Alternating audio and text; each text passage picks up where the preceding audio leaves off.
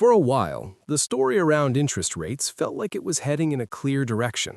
Inflation had cooled from its peak, the economy was slowing just enough, and many people started to believe that rate cuts were coming soon. It felt like the hard part was over. Borrowing costs had gone up, pressure had built, and now relief was finally getting closer. But recently, that story has started to change. Not dramatically, not in a single moment, but enough to make economists pause, because now the situation looks more complicated than it did just a few weeks ago. At the center of this shift is a simple but uncomfortable reality. Inflation is not falling as cleanly as expected, and new risks are starting to appear at the same time. That creates a problem for the Federal Reserve, because their job is not just to react to what is happening now, but to anticipate what could happen next.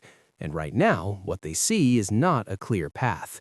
It's a mix of signals that don't fully agree with each other. On one side, there are reasons to believe the economy is slowing. Growth is not as strong as before. Certain parts of the labor market are losing momentum. Consumers are becoming more cautious in how they spend. These are the kinds of conditions that usually support the case for cutting interest rates. Lower rates can reduce borrowing costs, support spending, and prevent the economy from slowing too much. But on the other side, inflation is still present, and in some areas it is proving more stubborn than expected. Prices are not rising as fast as before, but they're not settling down as quickly as policymakers would like either.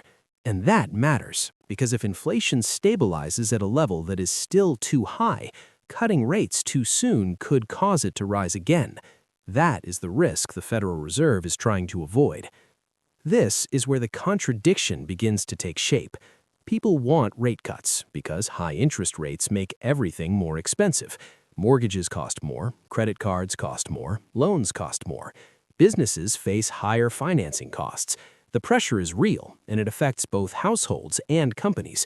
So the expectation of rate cuts becomes more than just a forecast, it becomes a form of relief people are waiting for. But from the Fed's perspective, relief cannot come at the cost of losing control over inflation. If they cut rates too early and inflation picks up again, they may have to reverse course later, raising rates once more. And that kind of stop-and-go policy can create even more instability. So even if the economy is showing signs of slowing, the presence of inflation risk forces them to be cautious. Another factor making the situation more complex is uncertainty. Inflation is not just influenced by domestic conditions, it is affected by global factors as well. Energy prices, supply disruptions, geopolitical tensions, all of these can push prices higher in ways that are difficult to predict. Even if core inflation trends are improving, external shocks can quickly change the direction. That makes it harder for policymakers to feel confident about easing too soon. This is why the idea of a simple path to rate cuts has started to fade. It's not that rate cuts are off the table entirely, it's that the timing and pace are no longer as clear. Instead of a smooth transition from high rates to lower rates, the path now looks more uncertain, more conditional, and more dependent on incoming data. At the same time, financial markets and public expectations play a role in this dynamic. When people expect rate cuts, they start to behave as if those cuts are already coming. Financial conditions can loosen, borrowing activity can pick up, risk-taking can increase, and in some cases that can actually make the Fed's job harder because it can keep demand stronger than expected, which in turn can keep inflation elevated. So the Fed is not just reacting to economic data, it is also responding to expectations about its own actions, and that creates a feedback loop. If they signal that cuts are coming soon, it can change behavior in a way that delays the conditions needed for those cuts to actually happen. There is also the issue of timing. Monetary policy does not work instantly. Changes in interest rates take time to filter through the economy. The effects of past rate hikes are still working their way through different sectors. Housing, business investment, consumer spending.